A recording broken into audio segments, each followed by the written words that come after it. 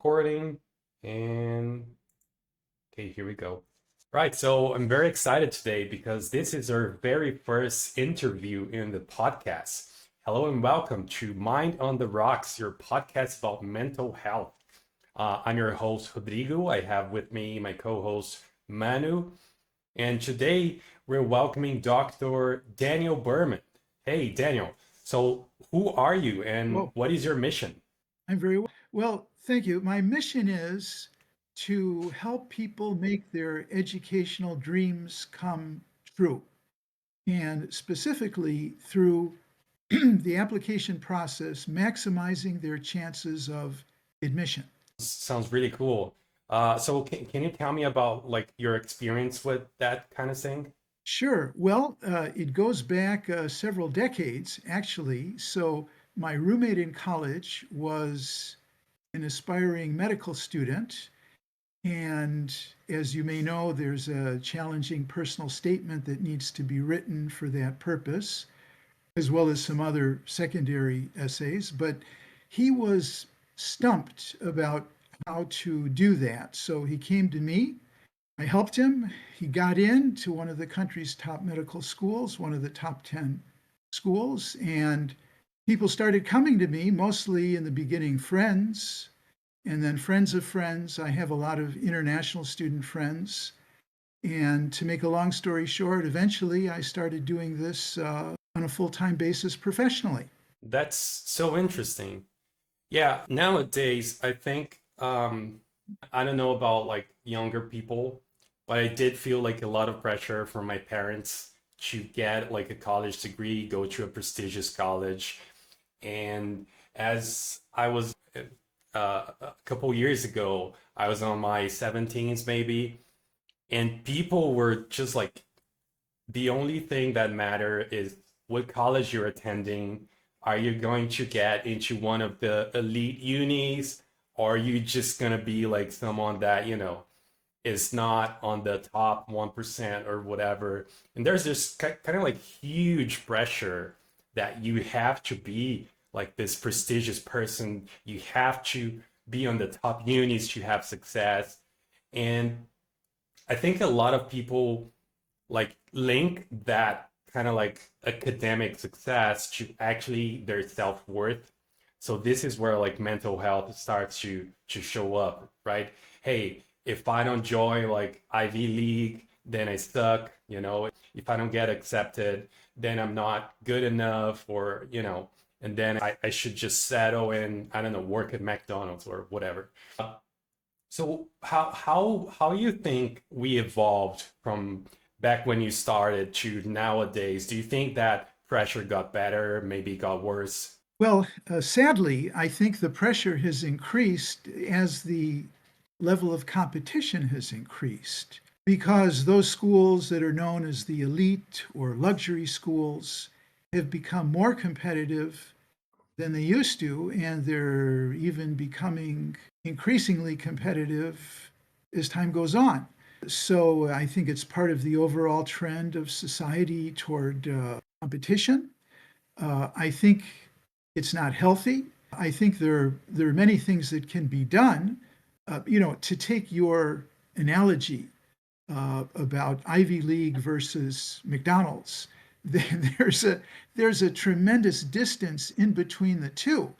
And I think part of achieving good mental health involves understanding that it's not a choice between so-called Ivy Leagues and McDonald's, that there's a big space in between, and that you can really have a very happy, fulfilling, satisfying life without putting yourself through so much intense competition. You could try for something, but there are schools that are not as competitive where you can get just as good an education because education is largely a matter of yourself, what you do to learn and to make connections and to make contributions.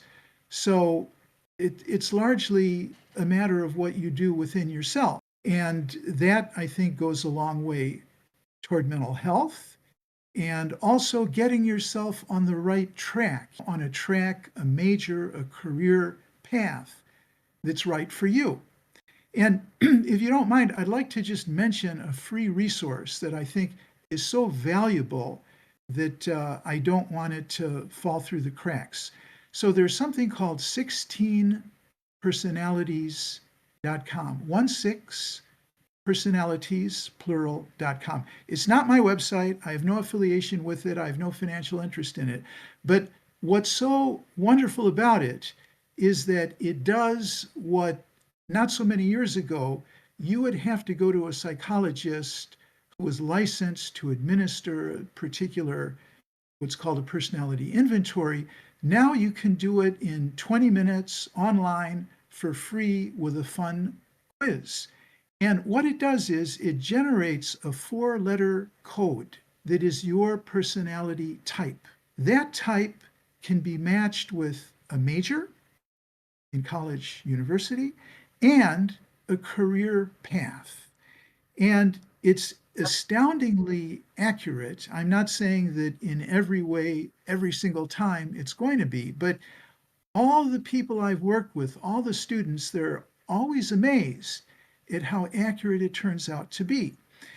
And getting to know yourself at such a young age, when people are applying to universities and making sort of career path decisions, that's extremely valuable. It can go a long way toward getting you on the right track and getting you on a track that it's not fulfilling your parents' dreams, but your own dreams. It's your own plan, your own dreams. So figuring out what your personality type is, which majors those match up with, which career paths those match up with, that can be very valuable. And that's why I recommend doing this little fun quiz at this It's called the website. Myers-Briggs test. Just for anyone that wants to know about it, but it's been gaining relevance since the last 400 years. It has been debunked a few times too, but it was literally created by a mother and daughter duo. I think Myers and Briggs. They used to be authors. It's quite interesting how they came up with this because apparently they just really loved observing people and trying to fit them into brackets. But yeah, having tests like this really do help you, figure out the kind of things that you want to go into. But more and more with higher education, we've been thinking of them as a gateway to a better job, as a stable lifestyle. But now with the evolution of AI and everything, we see that a lot of education that we've got, especially computer science, engineering, programming, mechanics, stuff like that, it's been really outdated because of AI. Yes, I've got more intelligent as a person, but the stuff that I've learned is no longer applicable in the world right now. And I'm having to relearn new technologies or start from scratch, and I'm competing with other people who also didn't go to uni and are learning the same level as me. So, what do you have to say about this kind of environment that we live in, where everything's moving so quick that universities and the courses aren't able to even keep up with the changes that's happening in the world?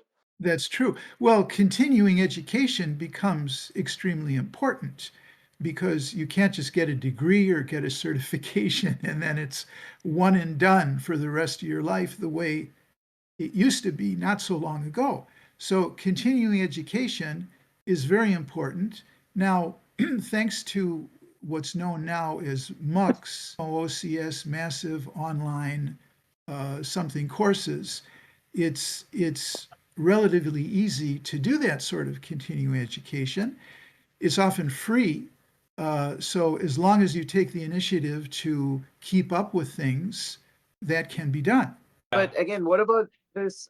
This I feel like less and less people are inclined to get into a university and stuff, especially when you think about all the money and the time and effort that you have to put into when you're not assured a degree that's going to give you a job in the end.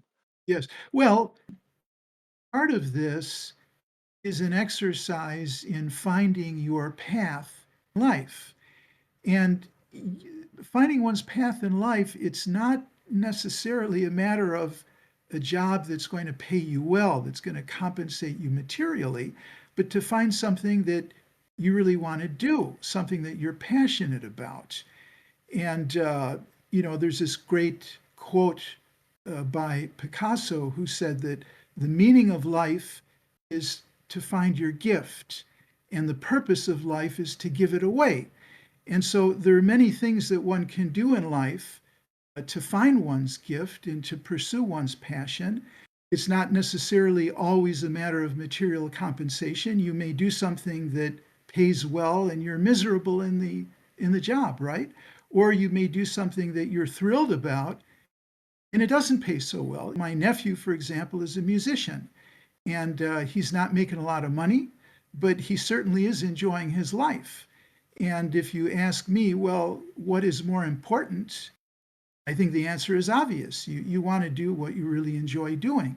So again, it goes back to the 16 personalities and the Myers-Briggs inventory. Finding what you want to do is a very important step. And indeed, as you just mentioned, a formal college degree is not the best choice for everyone.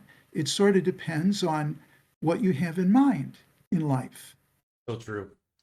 Yeah, in my personal experience, so I just had my parents. I felt a lot of pressure from my parents to be like pretty much become an engineer, go to college, get your engineering degree, and then you're gonna have like a formal job, a stable job, and you're gonna have like a stable career and you're gonna be happy. And I did not want to do that, but also like I did not see any solutions in front of me. So I just kind of like I felt stuck for a couple years until eventually I decided to start learning music and studying music, and I tried that. But also like especially here in Brazil, I'm Brazilian, so music is not very viable if you're having like some financial goals usually. Speaking like in general terms, and uh, after finding out about like how it could be more financially challenging for me, I just dropped the idea completely, and I found that was like 2019. So programming was like booming, and like I had a lot of friends in programming doing software development and having great results with that. So I just I wonder like, can I do that? Because there's YouTube, Udemy, there's a lot of online resources. So I just went for it. I started working on a startup, and I have no university, I have no formal education, but somehow I got to kind of like insert myself in just into the software engineering industry. And then I got like a long, not too long, but I got like a 5 year successful career, ended up working on big tech and stuff. That's to show that there are paths. They're not just, going to uni, get your degree and stuff. Um, and also, I think that going to uni is not just about education. So I don't think I miss any education that people who go to uni had. I don't usually feel behind or less knowledgeable or whatever, but I do feel like I missed on a lot of other things that university offers to you that's not necessarily knowledge or education. So lots of people have friends they kind of like met in uni, and just they're friends even today. So years and years later, decades sometimes. And there's this also like place where everybody's kind of like knowing themselves, and kind of like, it's almost like a transition from you're a young people, but now you're turning into an adult, and you're gonna have like more responsibilities. And I just, I didn't have anyone going through that with me. um, so with all that in mind, how do you think how can we form, if someone is watching this, how they can form an informed decision? Is uni for them or is uni not for them? What are the pros and cons? What are they sacrificing if they choose to go to uni, or if they choose to not to go to uni? Yes. Well, counseling at the outset, I think, is very valuable because you get on a track that will end up taking you somewhere for several years. And if you don't really investigate, then you're doing yourself a disservice. So, speaking with people you know, starting with people you do know, people you might find online or in your social circles, visiting the schools, talking with alumni from the schools. What are they doing? In particular, probably looking at people who represent what you feel at that point you would like to be doing in the near future. And then talking with them. How did they get there? What did they do? Did they go to university? Did they not find it necessary? Would they still encourage someone to do that today? Get their honest opinions. Engage in forums online, for example, Reddit or a subreddit, whatever, or on Discord.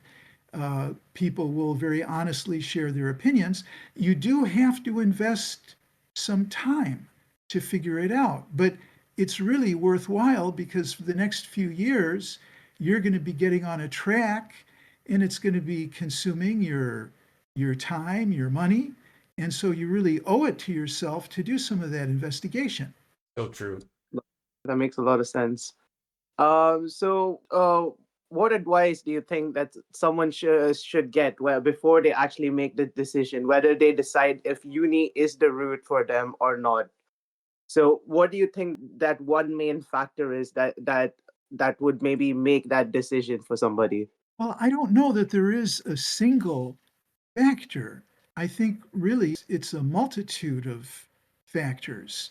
And I think also it's not quite an accurate assumption to think that the decision that you make is sort of one and done, you get on the path and that's it. Because, for example, uh, nowadays there's something called the gap year.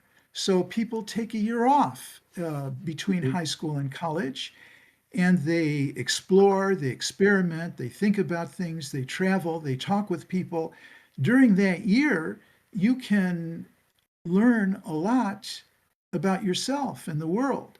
And you might learn enough to feel confident about making a decision that you didn't feel comfortable making a few months earlier. So I don't think that it's something you have to assume, now I'm going to make a decision and then I'm going to have to stick with that. Not necessarily. Take a gap year and do some of the things that I just mentioned. I'm taking a gap year right now, by the way. I quit Uh-huh. my job in May. I'm 31, so I'm not between college and uni, but I think I just got to that point where, like, okay, I need to actually take some time to get to know myself and try to get places where I'm going to feel more fulfilled. But I do think one thing that you said that caught my attention was that talk to people who are doing things that you kind of like you wish you were doing yourself, or people that are in a place that you wish you were, and just listen to them. And I think that's a mistake that I made a lot of times in my life, not doing that. And instead, I was just, I think the most common mistake is like you want advice and then you just go to maybe your parents or your friends or your family. They can be like, they can give good advice sometimes, but if they're not, you're trying to become like an Olympian, or you want to run and compete in the Olympics, and then you get advice from someone who didn't ever do running in their life, they're not going to have the answer for you. Or even worse than that, they might have the wrong answer for you. They might actually get you towards somewhere you don't want to go. So I think that's super important to, like, if you want to get some result, try to look to people that achieve that result so they can actually give you the good information. Because nowadays I think we're like on the overabundant age of information where you have so much information but not all of them are good information. So there are a lot of people online, and any topic you can think of, I think you can get like 10 takes or 20 different takes, And just going through YouTube and just going through forums, you can hear people like with different opinions giving you different directions. And we've been talking about, should I go to uni? Someone may say, yes, you should definitely go to uni. And then some other person can get to you and be like, you definitely should not go to uni. You're going to be drowned in debt. You're going to spend years of your life trying to pay your debt. It's not going to guarantee you a job. And then this other guy that, yeah, you should definitely go to uni, because like I met my co-founder in uni and now we have this company, everything's working out well. And I think that that goes to show that, there are different paths for different people. But the point that I'm trying to get here is we are like in this world of information, world of do this, do that. Like everybody is confident on their opinion.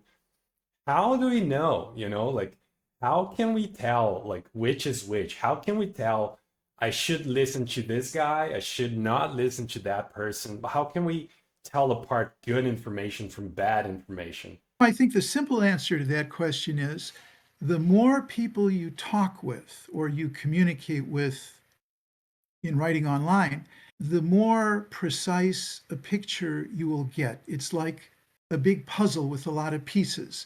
The more pieces that you fill in, the more the puzzle will become clear because you will find overlaps that show where the greatest truths lie. If many people agree on the same point, then there's a good chance that that's accurate. So the more people you query, the more clear and precise a picture you're going to get. That makes sense. But again, the problem comes down to usually when people are looking to uni and stuff, they haven't really figured out what they want to do yet.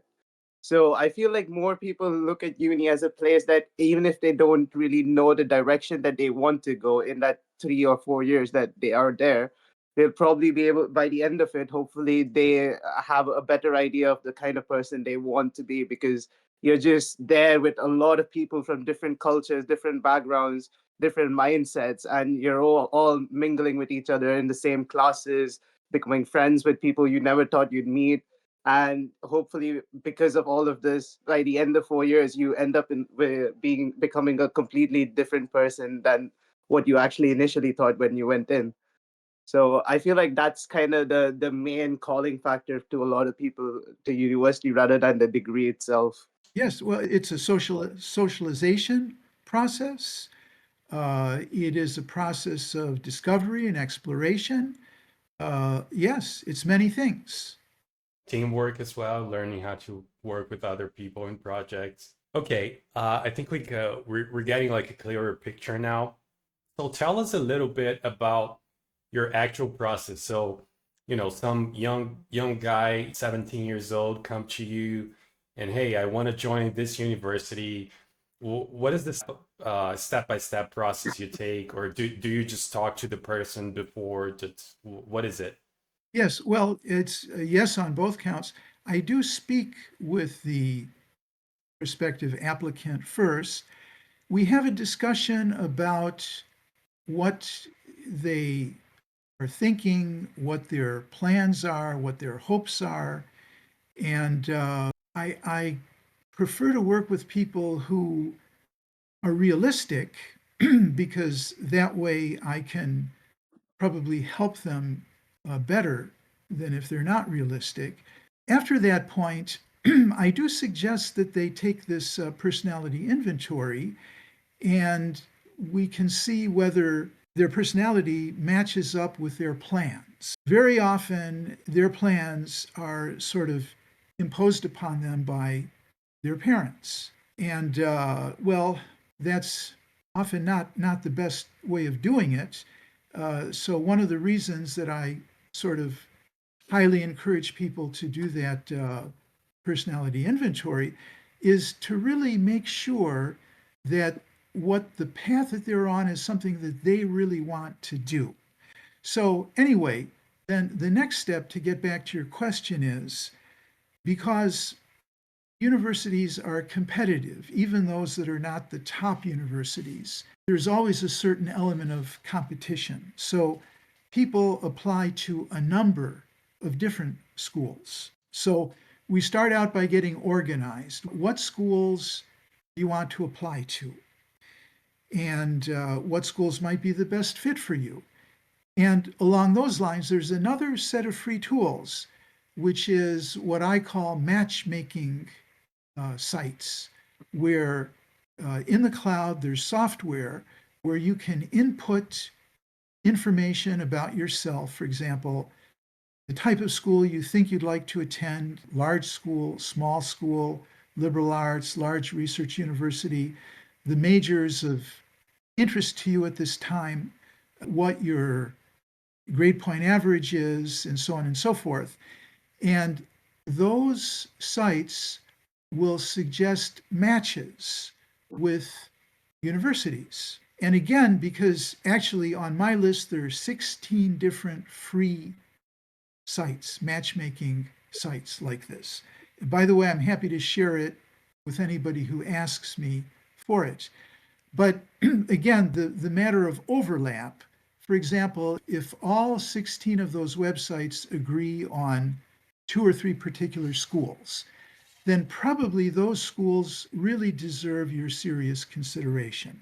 But after the decision has been made about which schools to apply to, then we go about discovering the required application materials. What platform do they use? For example, here in the United States, there's something called the Common App platform that is used by most schools nowadays. But of course, in the UK, there's a different platform that I've also worked with. So we figure out, we identify, and some students apply to schools in the United States and the UK and maybe another country. But we figure out what are the requirements. For example, the Common App, for the main application essay, you choose one of 7 different prompts. So we figure out, okay, what are the options? What are the choices? And then in the case of something like the Common App selection, then we brainstorm. What would be the best prompt for you? So we go about the brainstorming and we proceed from there. And we gradually fill in all of the application requirements. It can be, of course, you have a major essay, you have supplemental essays, you have optional essays, you might have financial aid, scholarship essays. You'll have an activities list to fill out. And in some cases, you may be required to present a resume, maybe a portfolio, depending on what you're going into. For example, if you're an artist, you're a musician, there might be a portfolio that you need to put together. And generally, I will help students with all of those things, to whatever extent they want me to. They want as much help or as little help as they want. This is fine with me. I just help them however they want. We usually use Zoom in combination with Google Drive documents, which is a very helpful combination. And those are the basics of getting started.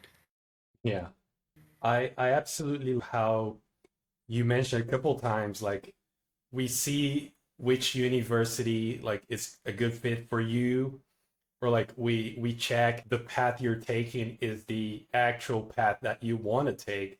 And I think a great mindset you have, and such a like part of the process. And especially like on my circle, my family, my friends, people just assume that, go get diploma, go get this job, and then you're fine.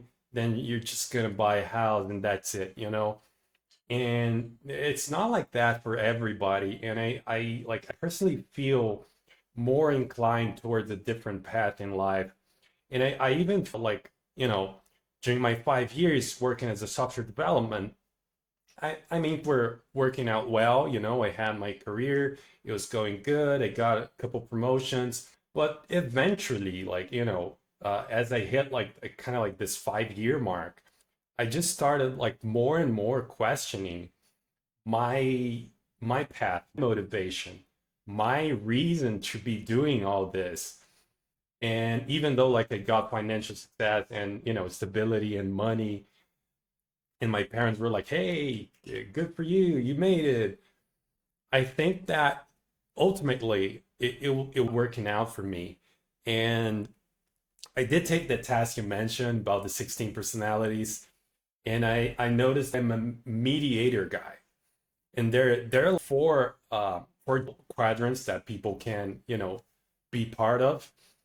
And I noticed there's a about like more intellectual people, and I'm not in one of those. Like the mediator is on diplomacy track, I believe, which led me to believe, like kind of like reinforce that, hey, I might, I might be going the wrong path here.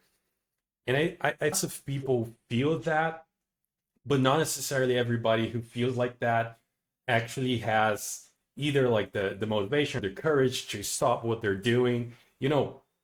Imagine like a friend of mine is a doctor, and he's spent like I think 11 years going to doctor uni and then specializing and doing his first years, and then he's finally okay, now you're finally a doctor and you can operate as a doctor. Imagine like someone like that realizing, oh my god, I actually hate what I'm doing. And there are stories like that. There are people that go through that.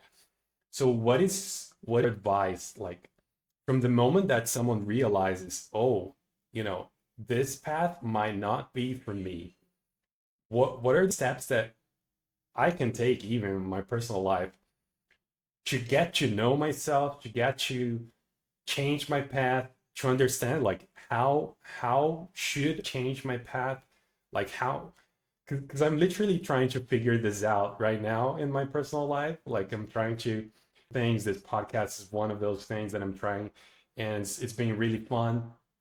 And sometimes we don't even imagine things that we can do and that are gonna make us feel fulfilled in comparison to the things that we know how to do. So, nowadays there's something very popular. It's called shadowing. And it used to be just in the medical professions where a prospective medical student shadows a physician or something like that. But you could shadow anyone. Of course, it's with their permission. You're not stalking them. Yeah. you're, you're with their permission. And I would say again, seek out people in roles that appeal to you, where you say to yourself, "Oh, I might really like to be doing this," and then contact some of those people. And now, before you ask them whether you could shadow them, you probably want to develop at least somewhat of a relationship. So, for example, if you find them online and maybe they've written some blogs or some articles, then read them and comment on them and maybe ask some questions about them. Strike up a conversation and develop a little bit of a relationship. And then say to the person, I have the sense that what you're doing may be something that I would like to do. Would you mind if I would shadow you for a day? Of course, it depends on where they are. They have to be in your physical location, or you have to be able to go to where they are. But you could ask them, may I shadow you for a day? I think it would be so helpful. Now, as they say in sales, it's a numbers game. So maybe the first person in X occupation will ignore you, or maybe they'll say no. But if you ask several of them, one of them is probably going to say yes. People generally are flattered that anyone else is interested in them. And if someone wants to follow them to see what they're doing, most people will be flattered and they'll be thrilled and they'll say, sure, come on over and, you can hang out with me for a day. And, they may give you a few basic rules, well, when I'm doing so and so, sit in the background and don't interrupt us. But that's an excellent way. That's usually it's completely free. It doesn't cost you anything. And if you do that, let's say for three main roles or occupations that you're considering, and you do that for each one of those, after you've done that, you're probably going to have a much clearer idea about which one of those you'd really like to pursue. That's so That cool. makes sense. Yeah. I never So, really thought about that, but just having that possibility kind of like opens up my horizons a little bit. I feel like, yeah. So just a point we need to bring up though, because this being a mental health podcast, so even though the number of universities have grown, people wanting to go to universities have grown, there's more competition. Even after getting in there, the number of people who are reporting mental health distress in university, it keeps seeming to grow year on year. So some of them says it's just about the mental stress of being in uni. So a lot of it is dealt to the isolation, being the loneliness epidemic that people are saying nowadays. Some state the financial burden of having to do a second job as well as uni to sustain themselves. So all of these are really hurting students as they go through this process and kind of ruining the entire experience itself, because how much are you able to actually enjoy university when you have this looming over your head that, oh, you may not get a job, you need to pay this back, or you haven't made any friends, or it's really hard to catch up with their work and stuff like that. So what do you think are the main reasons behind it, and what can we do to prevent it, either as a society and or as an individual going through this? Sure, sure. Well, so I think one point that deserves to be made is that there, this is or somewhat a reporting issue.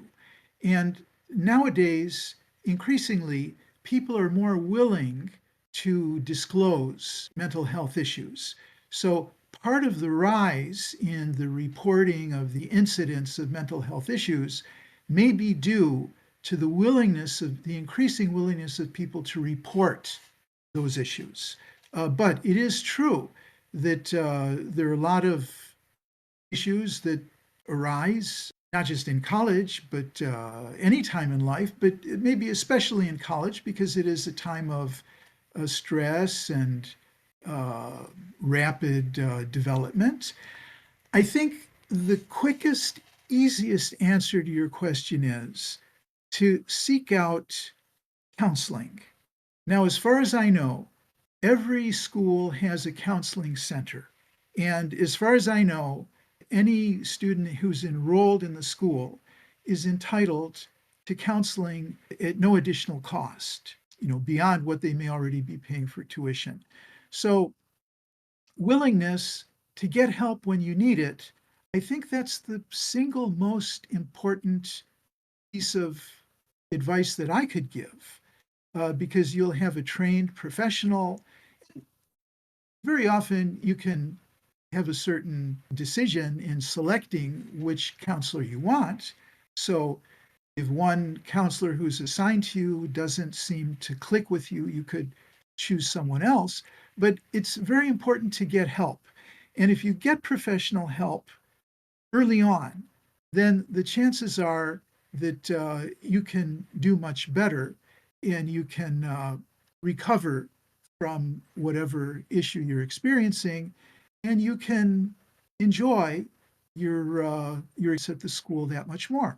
Yeah, that makes a lot of sense. People should definitely take advantage of the mental health services. And I feel like a lot of people have this kind of apprehension or fear. And I feel like we need to start getting over that and realizing that our mental health is more important and we need to take any steps possible to address it.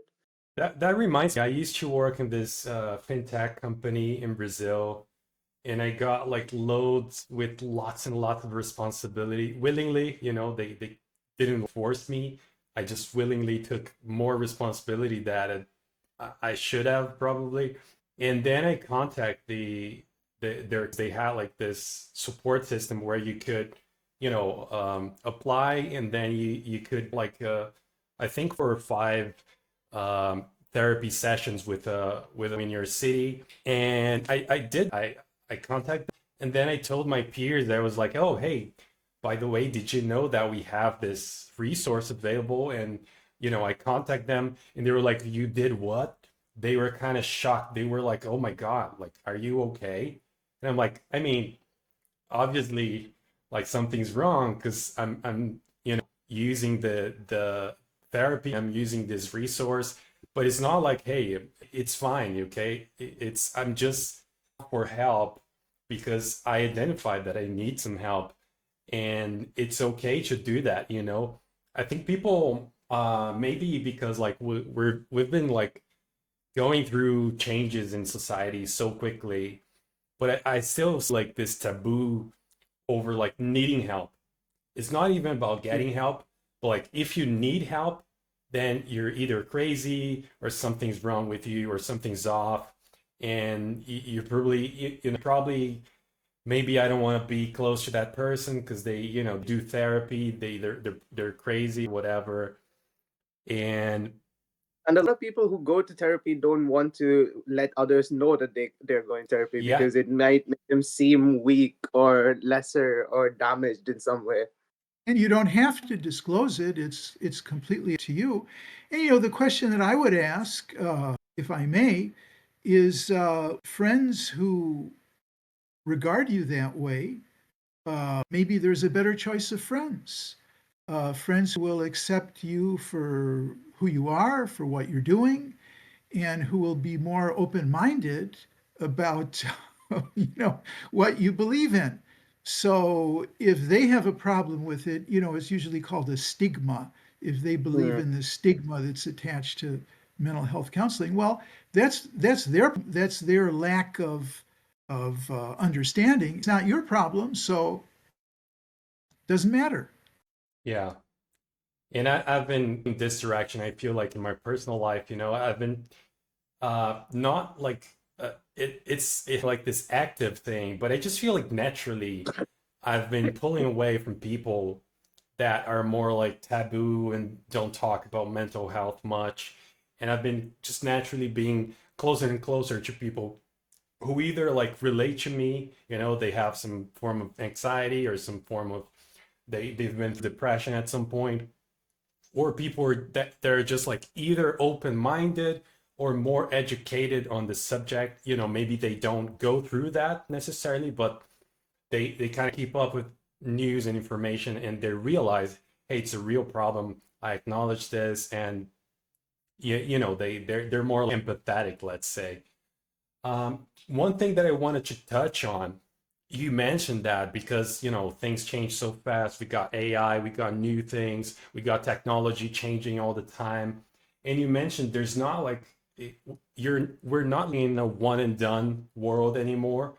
You can't get your diploma, but you have to constantly be updating yourself, studying again.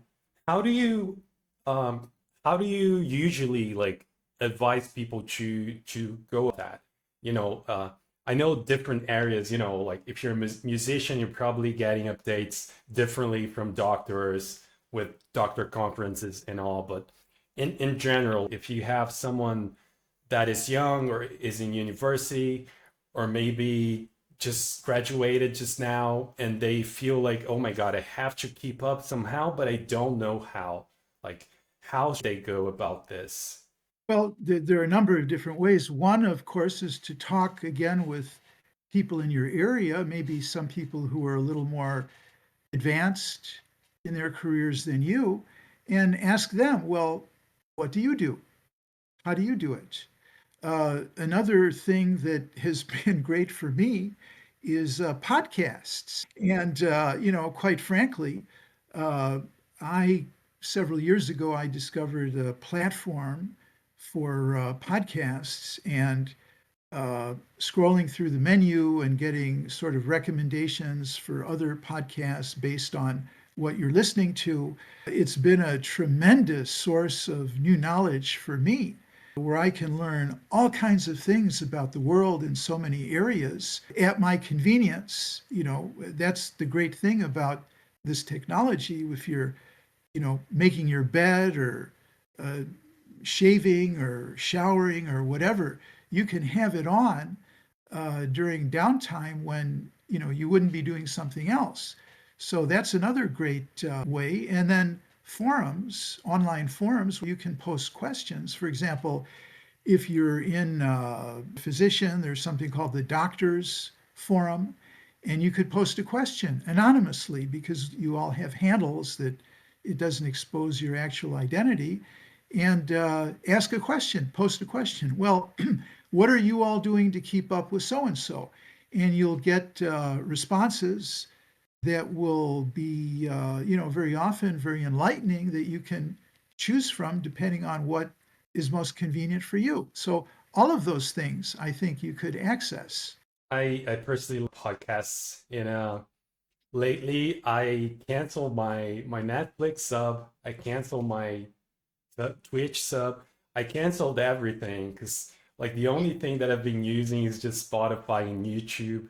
And I'm either watching I watch like regular YouTube videos, but most of the time I'm either like watching a podcast on YouTube or listening to a podcast on Spotify. So big fan of that. And I like especially lately. I don't know if you guys have heard of the Andrew Huberman podcast, which is great.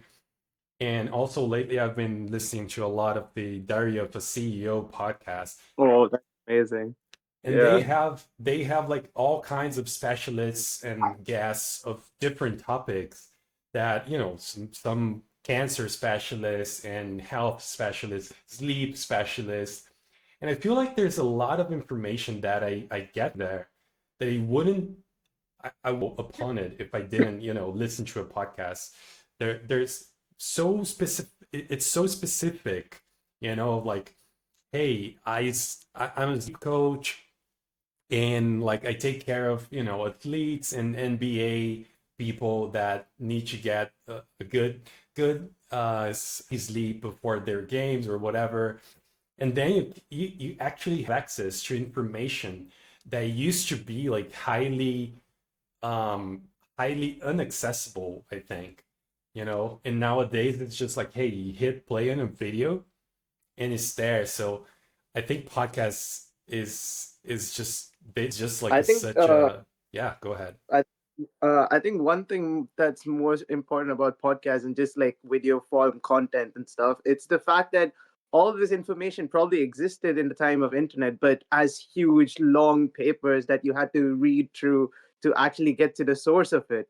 But now you're hearing from people who've already gone through the work of actually understanding all of these research and all of these papers and everything, and they're able to give it to you in a form where you can easily digest it and information. So it's kind of great that people are sharing their information to the world so people can get smarter, similar to what universities do actually. So Absolutely. And one of the other nice things is that if someone is talking a little too slowly for your taste, you can 2x it, right? You can make it go faster.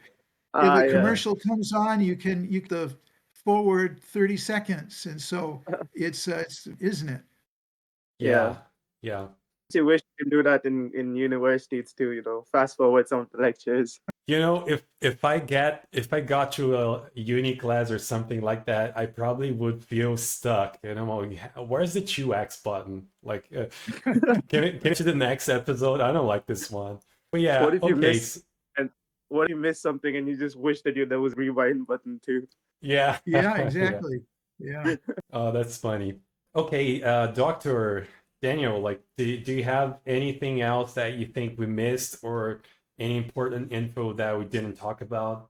Well, gosh, it's such a broad area. There's so many more things that one could talk about. I think we touched on a lot of bases. I learned a little bit about what you're doing, but Manu, what are you? What I think everyone is interested. What are you doing? What are your plans? Well, like I said, so I graduated like 7 months ago from the University of Nottingham, so have a little bit more fresh memories of university still. Still in my uni town, probably trying to move out of here soon, but I was attached to this place, so I can see how people do that a lot.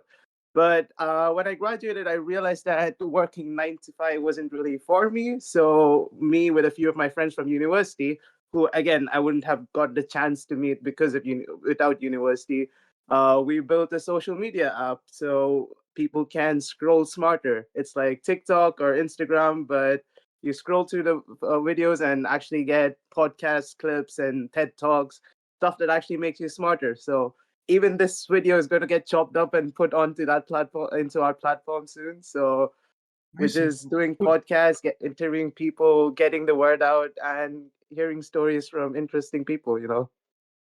Uh-huh. May I ask, what is the name of your platform? Infotik, INFOTIK, Oh, information. that's the okay, I got it. Okay. Yeah. Okay, good. Good. Yes, just So I .co. very good. And Okay. I'll get the What call. may I ask, what was your degree in? Oh, it was in computer science, human computer Okay. interaction. Okay, very good. Very good. yeah, interesting stuff. I love today's conversation, and especially because like I just felt like most of the answers were related to somehow connecting with people, either people that can give you advice or people that are doing something that you're interested in. And that's something that I've been leaning towards in my experience. Like I like focusing too much on the career side of things and being promoted and getting money. It's not really the way to go. And really we should be connecting more.